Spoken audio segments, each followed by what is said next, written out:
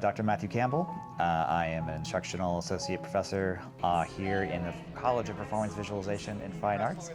I am also the associate program director for performance and visual studies. I am Dr. Will Connor. I am an ethnomusicologist and I'm a lecturer in the College of Performance Visualization and Fine Arts. What is Lorefest? Lorefest is a multitude of things to different people. To us, Lorefest is an exciting way to introduce students to using research to create and be part of a larger community. But I would say, more academically speaking, it's looking at local and glocal folklore through an academic lens in order to take that research and create with it as part of the local community. So a building between the students and the people that live here in Bryan College Station. And in telling those stories and in researching those communities and in working with local businesses in Bryan and College Station, the students are then able to contribute their own recreations and reinterpretations of these stories into the local folklore, which is the essence of folklore itself. Wrestling was awesome.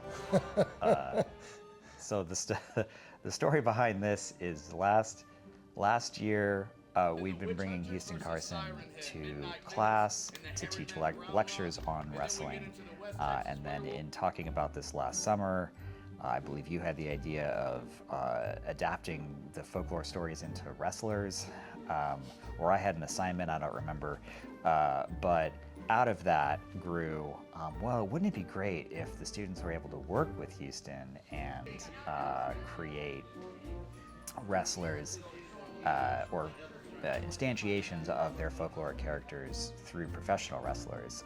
And then eventually, thank you for suggesting this, we decided, why don't we just bring Houston Carson and the entire Lions Pride Sports contingent to campus and hold a wrestling match. So. Yeah, some of it was that he wanted to come to campus. He wanted to work with students. He's never really crossed the campus line. He's been working in Bryan and in College Station. It's something that's been established in the community, but the students just haven't had the exposure to it, and he wanted to, expand and bring entertainment to the campus. And so when we suggested this to him, he was all over it. He just jumped at the opportunity, and we were kind of worried, or at least maybe I should say I was kind of worried, but I think we shared the sentiment that some of the wrestlers may or may not be as enthusiastic about it. No, they were really into it. They were brilliant. They helped coach the students. They worked with them in their gymnasium facility, and worked with them not only for the physical part of it, but the character development and the public speaking and the improvisation and all the elements that go into professional wrestling, which is why we bring them to our classes to begin with, because it is a form of performance art and we're doing performance studies. So we were merging this idea of folklore studies with performance studies, and we turned it into wrestling with made-up folk tale characters. Last year we had them do silent short films. This year, in order to create a wrestler, what does a wrestler require? Well, you have to have an introductory video, you have to have a chosen song, you have to have a signature move, you have to have a costume, right? And all of these are different ways of instantiating that particular folklore tale, and we were very clear, you have to take this seriously. You have to think about precisely what kind of character brings across the moral and ethics behind your given story. And that was up to and including internet folklore like Siren Head by my student, Caden, who told me yesterday has joined the Lions Pride Wrestling Gym and is now officially training as a wrestler. We sort of made the same positive mistake this time of not expecting quite as many people to show up. We put out a bunch of chairs, they filled up. We put out another batch of chairs, they filled up.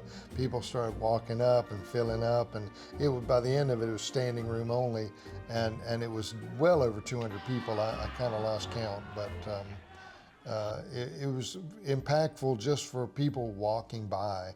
They saw it from a distance, was like, what is that? And they would come over and see what our students were doing with the wrestlers, and it was a success. We definitely had people asking us if we're going to do that one again in the future. So, if you're ready for some live pro wrestling at Lorefest, one last time before we get this started, make as much noise as possible. This is your opening contest.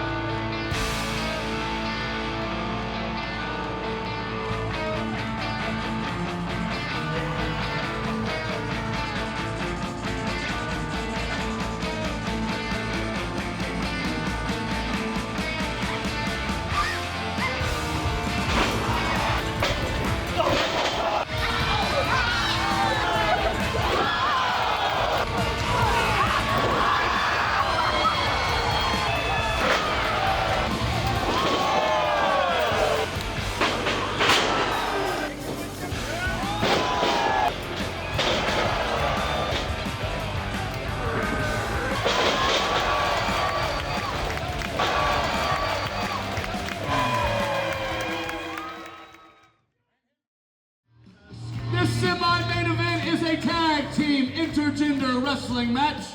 Introducing first, the West Texas Werewolf. Hi, my name is Haley Nectarline and I'm a senior animal science major. So I'm enrolled currently in Perf 301, which is Performing Arts and World Cultures. Sorry. And so I have Professor Will Connor. This was our major project for Lorefest. Lorefest it starts today and it's going through Friday, and it's all about folktales. And so today was wrestling. That was like my group's big project. We have one like larger project and then one smaller secondary project. And so I heard about the wrestling and I told my group, I'm like, I'm down to wrestle if y'all will like do everything else, like the costume and everything. I'll go to practice and I'll do it. So that's what we did. We were assigned it's like an Amarillo Zoo cryptid. So there was a sighting a couple years ago at the Amarillo Zoo of a white like animal cryptid thing outside of the gates of the zoo. Caught on security cameras and like it attracted a lot of media attention and tourists and such, but they're not really sure what it was. So we decided to go with the West Texas werewolf, and that's why I'm white.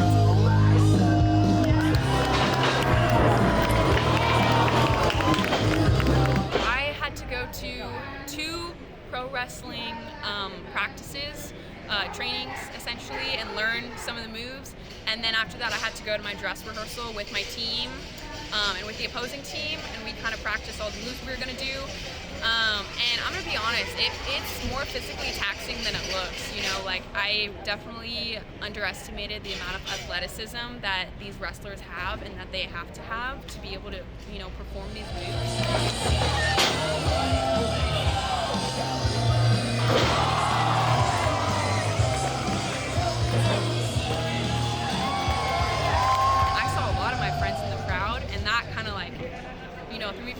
Threw me for a loop for a second, but they were all very supportive. I thought we had a really good turnout. I thought it was awesome how we were able to get the crowd engaged, and I would do it all over again. Honestly, it was really fun.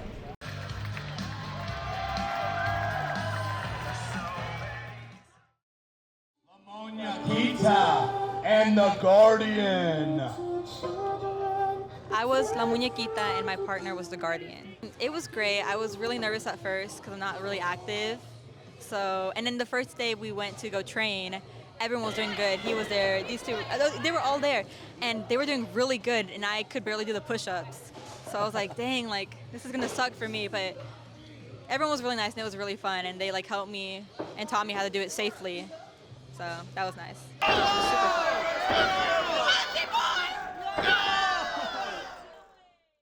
This is the Midnight Mariner. I was Midnight Mariner. It was an amazing experience. Great opportunity. I like the wrestlers. They were all very helpful, and we're all great. I think we're kind of just in tune, and I think the fact that we're all kind of scared, it made it a little bit more fun because it was okay to, just go out there and do our thing. So yeah.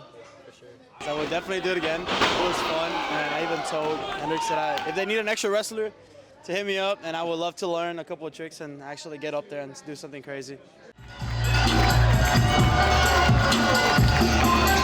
All right, we were the Tick Belong, or the Tick Belongs. Yeah, I would say like the initial process of training and stuff, it seemed like daunting at first, but the wrestlers were like super like forgiving, I guess, and just helped us like a lot throughout the way and just made it super easy for us and it was super fun, yeah. We were really all like nervous coming into this, but I think after getting into the ring and like actually doing the performance, it made it like really fun, and like now we have like a bunch of new friends to like hang out with and stuff. But yeah, it was really fun.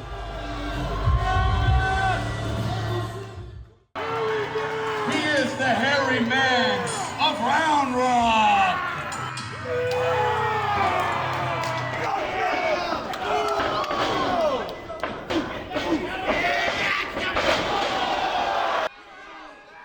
I'm the Axeman's son, Axe Manson. But today at Lorefest, I got to be the hairy man of Round Rock. So that was pretty cool. Man, really, when you go into talking about wrestling to a crowd who has no idea about what wrestling is, you kind of get these faces of like, oh, okay, I know what that's gonna be like, all that stuff. We went and talked to classes about what wrestling is, how we do all these stuff, and it was just, you get some reactions that are like, oh man, it is whatever, it's all fake, it's all this, that, and the other, and then you have these people who are just so elated by, oh, really? They're doing it here? They're coming. We get to talk to wrestlers. This stuff that people like you just have in the background. It's like, okay, it exists, it happens, but now you're like, oh, we have wrestlers at our school. So you got a little mixed bag there of both worlds coming in.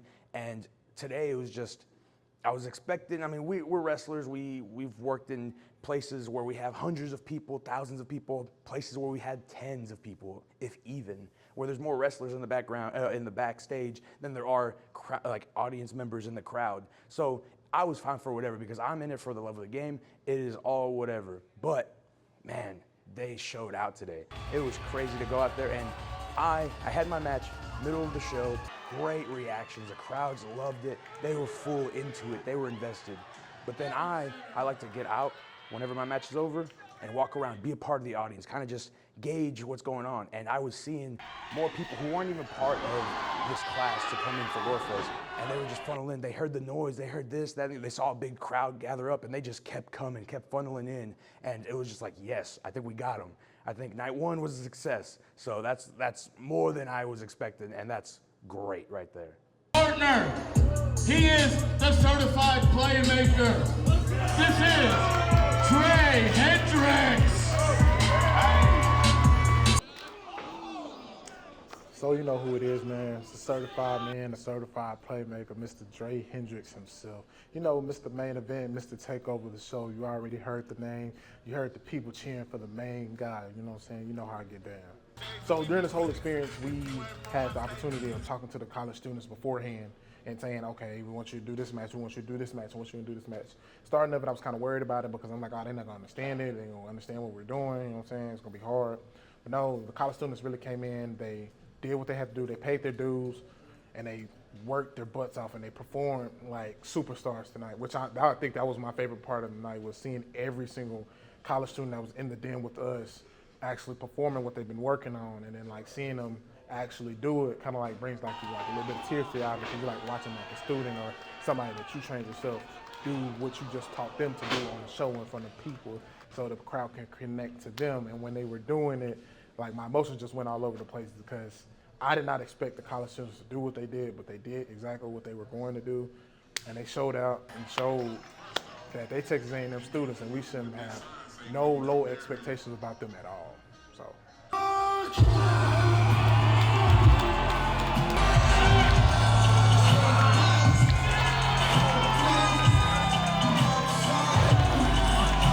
So I am the X Factor, Jack Calloway, and I am also the Lions Pride Sports Champion.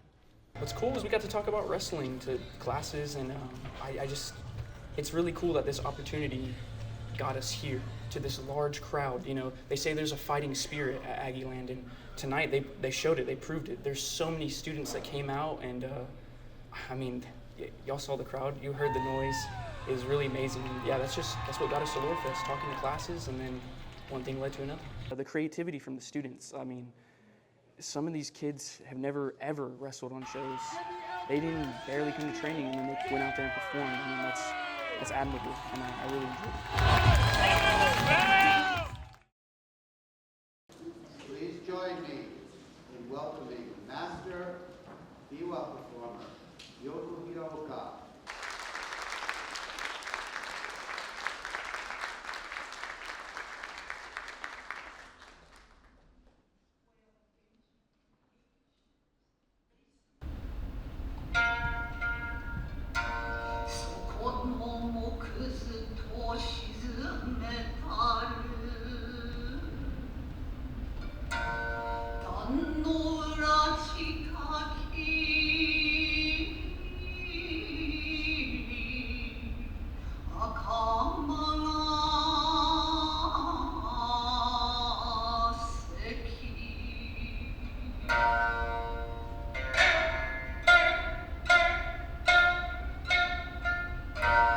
That one was organized by Dr. Marty Regan, and Yoko Hiraka was the biwa player, and she's performed here before. She comes armed with a series of folk tales that she can accompany with the biwa, which is, if I'm assuming there's footage, but it's a Japanese traditional lute, and she edited down really long stories. And I'm not sure if they were kabuki origin or something like that. Or she told 3 stories, and all of them, I believe all of them were from Kwaidan. They all are from Kwaidan. So we sort of hosted that performance as part of Lorefest, moved it over to the forum in Rudder, which was last year she came and she played in the black box right over there to a much smaller audience. And a lot of our students were there in the audience, would never have come to a performance like this. Most were moved, and most had a very unexpected sort of liminal experience with this form of very steady, staid, controlled storytelling. So while they weren't able to engage with her directly, well, actually they were after the performance. Afterwards. But I was surprised at how engaged a lot of our students were, who we'd given the opportunity to attend this event as part of their Lorefest participation. But many of them were very glad they did. Speaking of the venue size, last time she performed here that was not part of Lorefest, she had a venue that had 50 seats. They expanded that to 60 seats, and then they were still turning people away. And so one of the reasons we moved it was, as Campbell just said, was the size of the venue needed to be increased, because we knew we were going to be inviting all of our students, which is about 300 students or so, 250 plus students.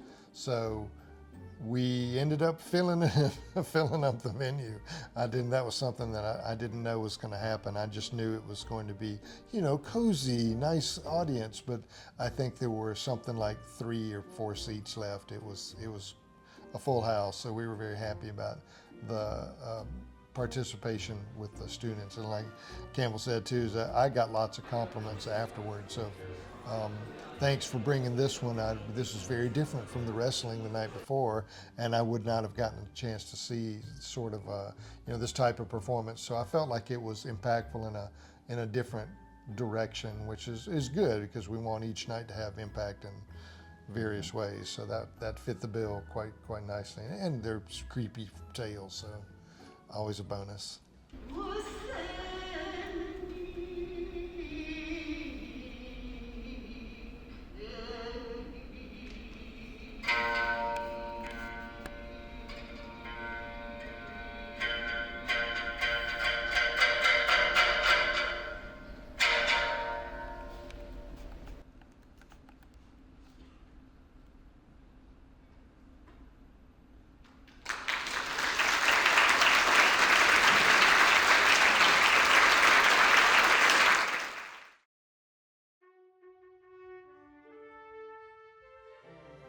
that night, we worked with Rob Hitchcock to rent out the Grand Stafford Theater. We started the night with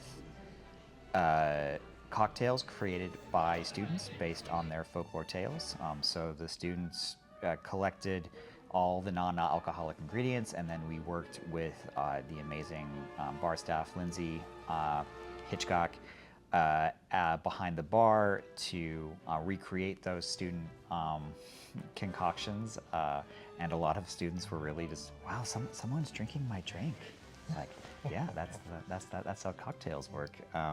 So they all got to try one. We handed out chips for folks to have an alcoholic or non-alcoholic version. But then we hosted 3 or 4 consecutive events. We had a storytelling session in which students created mock podcasts, some of them more focused on cryptids, some of them more focused on true crime, some of them digging into the anthropological origins of given stories. Oh, no, none so far. Thank you so much for joining us. Yeah, and if you could donate to the GoFundMe for the Fang Baby, that would be fantastic. That would be really, really great. Yeah. Is there something wrong? How long has this been unlocked? This was not supposed to be unlocked. The door should not be open. I just noticed it right now.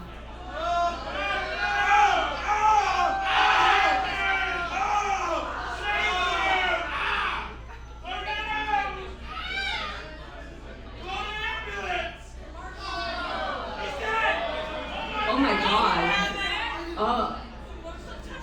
Thank you all for attending the 12-Man podcast. Be sure to tune in next week for our special guest. I'm gonna go ahead and call an ambulance for him. Thank you. This was followed by War of the Worlds, set in College Station in Bryan, with a script written by our own Dr. Michelle Sims, and a voice cast directed by Michelle Sims and Professor Anne Quackenbush, and that went off without a hitch, including sound design and Foley from music 203, my sound design class. Yeah. Lights on! Crap! We're live! Howdy and good evening. Mr. and Mrs. College Station and all the ships at sea, this is Tommy Maxwell coming to you live from the Mechanical and Electrical Engineering Building on Texas A&M. Woo! Is that a crop duster? It sounds like it's gonna crash. That's no plane. Victor, you're gonna fall out of the window. We're on the 4th floor. Tommy, grab his shirt. Great Scott! I think it landed in Snook. I need to get higher up. Vic, it's Carl. You're not gonna believe this. Slow down. Where are you? We're at Bubba Joe's station outside of Snook. There's a huge hole, a pit, in the middle of the road. Vic, it's not a meteor, it's... Lord, don't get so close. No, don't, Loretta. Oh, Carl, just the pit. Calm down, Betty. What do you see? It's a Tin Man, just as he described. This just in. Major cities across America are in flames. The Tin Men have flame-throwing guns. We have on the line a veteran newsman and eyewitness who made it safely out of Austin, Texas. Well, 12 men, charge!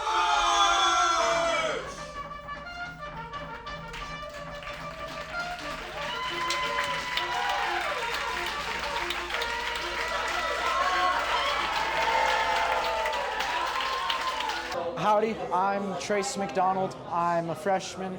And I played Cole Henson in War of the Aggie Worlds. Howdy, my name is Aziel Hernandez. I'm the class of 27,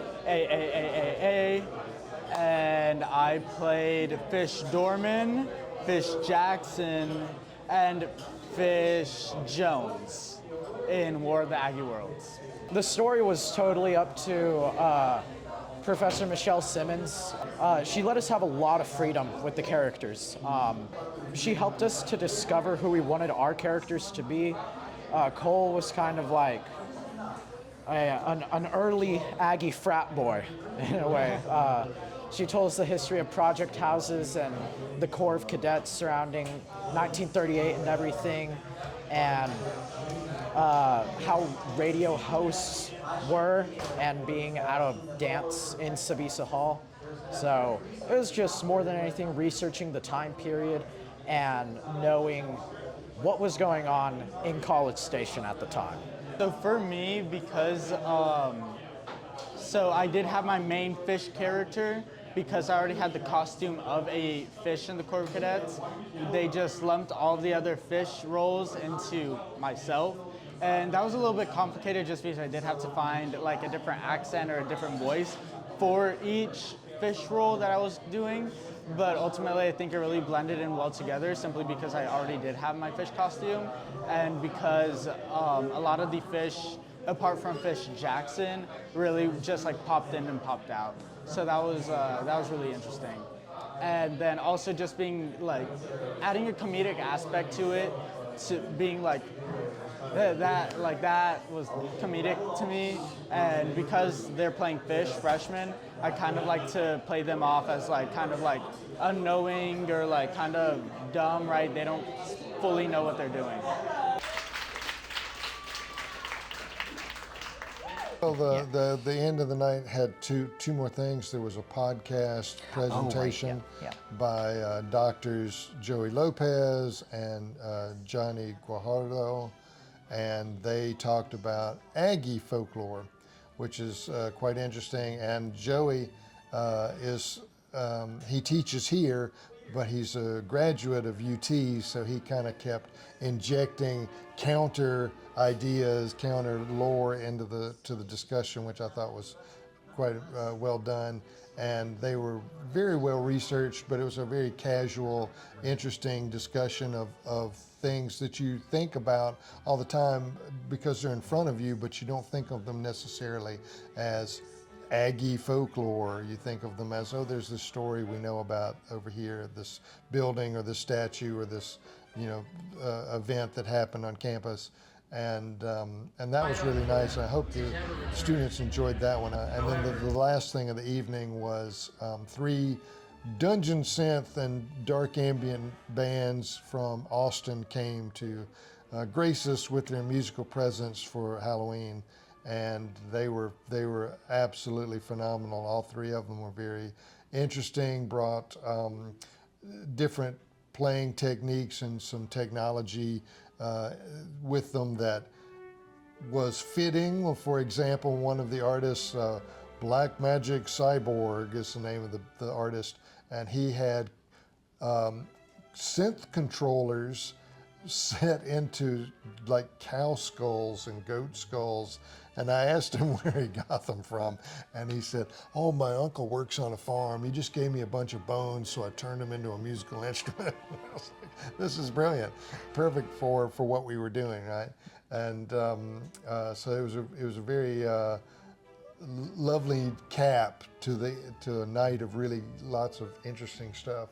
And I wanted to say one other thing that I find also interesting. The sound person for the show is named Grant. Grant Thompson. He's was one of my former students. He took a recording class with me. He kind of didn't need it, I'll have to be honest. He was well advanced coming into the class, and he graduated and now works at the Grand Stafford. And it was a nice thing to see previous students in the community working with current students to bond with the community and work with the businesses. So it was just a nice circle of events to have him run sound for us all night, and he did a fabulous job. I mean, it was a just seamless sound night for him, yeah. So day 4, we partnered with Destination Bryan and First Friday, and especially Stephanie Hubble, who owns the Parker-Asitn Arts Center, and we took over the entire interior of the Arts Center and the street outside to hold sort of multiple simultaneous events throughout the evening. We had several students create folklore-based food for their folklore stories and created a sort of foodways banquet, and they were able to share that with members of the public. We sort of took over that central space and had places for people to mingle and listen to stories that were coming from our microphone at the same time.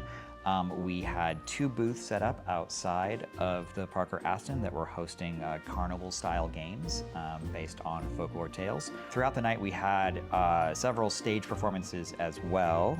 We had a piece by several new faculty within PVFA called It Devours.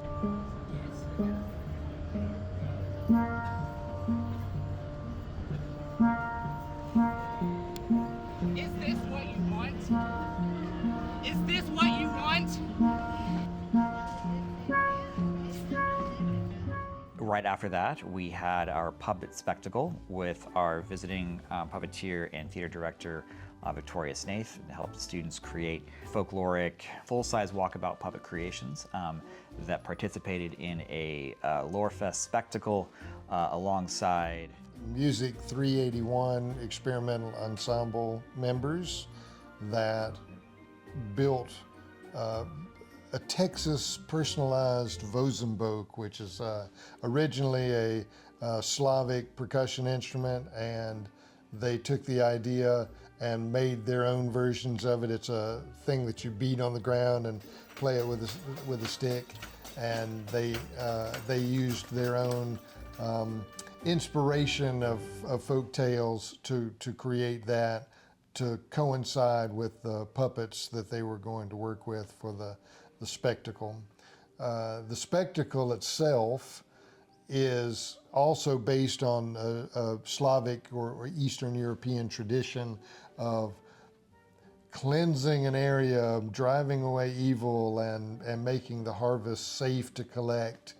And the idea was the puppets were going to come out and be the spirits, and the vozembouch players were going to be the energy driving them away.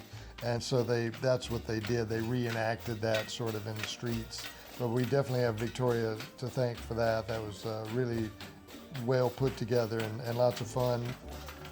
We had Mason Smith's vertical studio course created folklore-based video games. There were 6 on display. We had 3 computers set up in one of the sort of vestibule rooms within the Parker-Asitn for students to try out in the sort of the first annual Lorefest arcade. Right next door, Dr. Daniil Liederman led a game created by his class that was part social deduction, part one-shot role-playing game that he did 2 sessions of over the course of the night.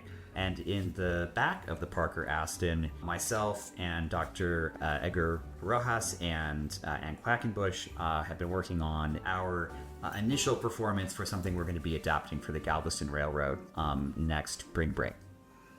You turn orange after several years.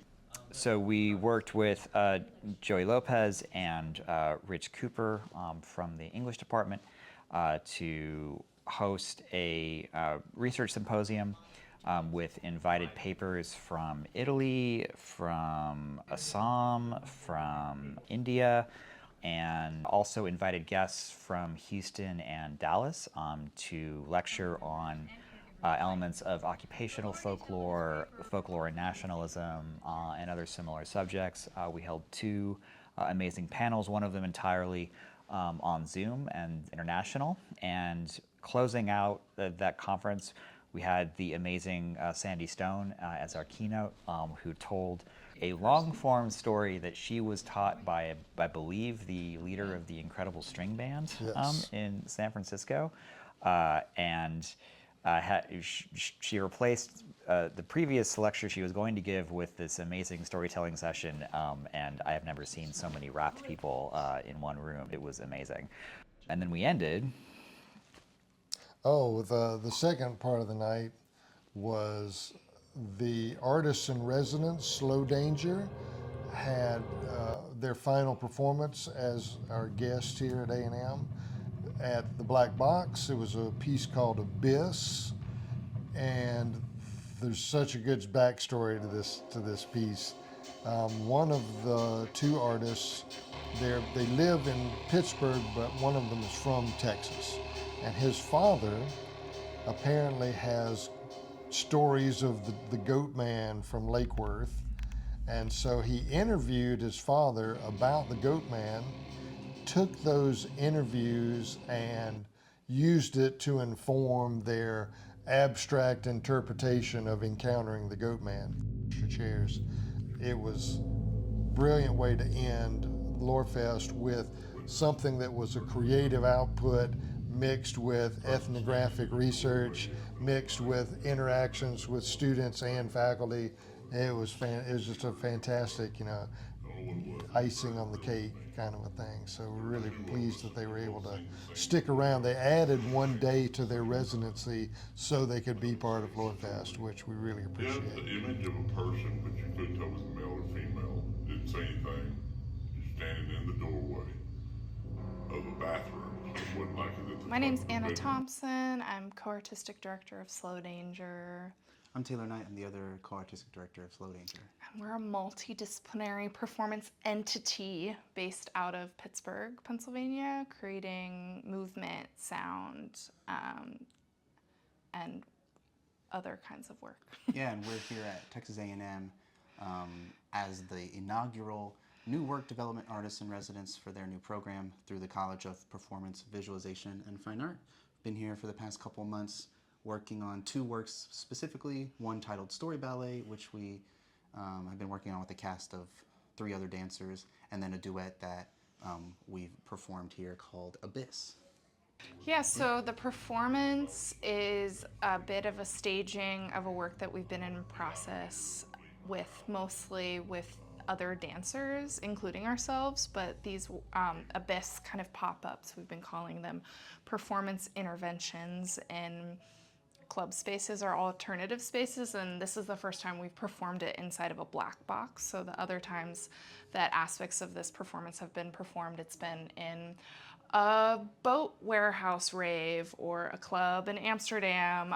So this was an amalgamation of some of those practices with an interview process that Taylor conducted with their father about his experiences of growing up around the Goatman lore, as well as his own paranormal experiences. Yeah, a couple of the professors that we've met here have talked about Lorefest and that they're doing different types of projects with their students around Texas folklore. And as Anna mentioned, I grew up, my dad and my dad's close friend, who's basically an uncle to me, used to talk about the Goatman all the time, so we found that that would be a fitting thing to explore. It also aligned with a lot of our interest in horror and using like horror as a gateway of exploring like the other and a sense of release and grief processing. And how also like folklore or horror stories are ways that our country can societally process the unknown or give form to some of the darker parts of their fear. So that was also a part of the process, is like, how is folklore just a mirror to society?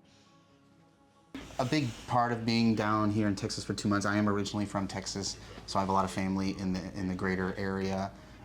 So it's been really nice to share my work with them. Since I'm based in the Northeast, they haven't been able to see a lot of the work we've made over the years. So it's been great to be able to expose them to some of it, as well as our nieces and nephews who are young and maybe haven't seen a lot of performance before. And like I mentioned earlier, I grew up with some of these stories. So it felt nice to, I interviewed my father and used some of that recorded interview as some of the sound score for the show. So it just felt cool to have him included, and he felt like a sense of being inside of and ownership over the work, and I think it meant a lot to him. So it's just always nice to show family what you've been up to, especially when you haven't seen in a few years. I also think that I really love the energy that you receive in club spaces or kind of performing outside of like a traditional proscenium or performance space. But I also really love the control of a theatrical setting. So the ways that you can really hone in on light and a specific image, and that was really fulfilling for us. When we got the news that we got the residency, even before that actually, when we were submitting our application, the school had encouraged us to reach out to faculty members that we were curious about working with. We reached out to a handful, including Will Connor and Campbell, and quickly learned about Lorefest and how that aligned with some of the interests we had in our work. So when we came down, we just kept having touchstone conversations and doing class visits with their classes as well as many others, and just trying to build that connection of intentionality around Lorefest and what the ethos, intention of the ethos is, and how we could fit what we do into it and still feel intentional in our practice. And this process of like conducting an interview with someone that you know about local folklore was also a project that was shared amongst the students that we ended up taking into our performance.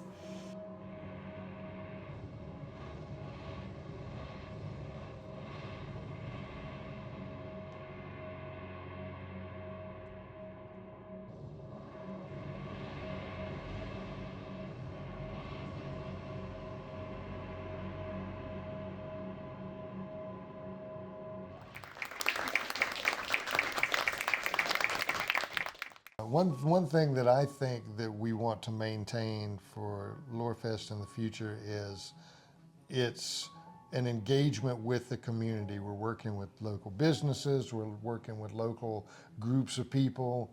We're hopefully giving value, giving credit, giving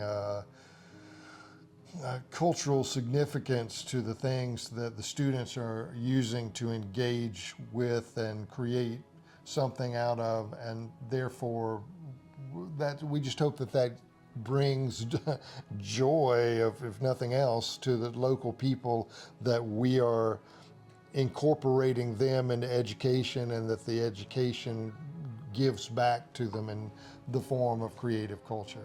So that's something that we want to maintain, if not beef up, I would imagine. And in the next few months, we'll be working with the Center for Digital Humanities Research, from whom we gained an independent grant, and they're creating a corpus data structure for us right now, which is all the fancy way of saying that we're creating a website in which we're going to host our Lorefest performances. These will include the stories gathered from students' families specifically, many of whom were interviewed in the course of creating the ethnographic content for the folklore stories. And so we're hoping to perpetuate that kind of storytelling by creating interactive maps and a repository for these new forms, but also using that website as a way to interface with communities and students to gather new iterations of these stories. I want to hear more versions of Goatman and see where this story takes itself around the world, especially because we're in a global college campus here, and students are only around for a little while, which means that they take these stories to other places and they travel around the world. And I can't wait to see where that goes. I was also incredibly happy and impressed with our work with professional artists, and I would love to expand that in the future.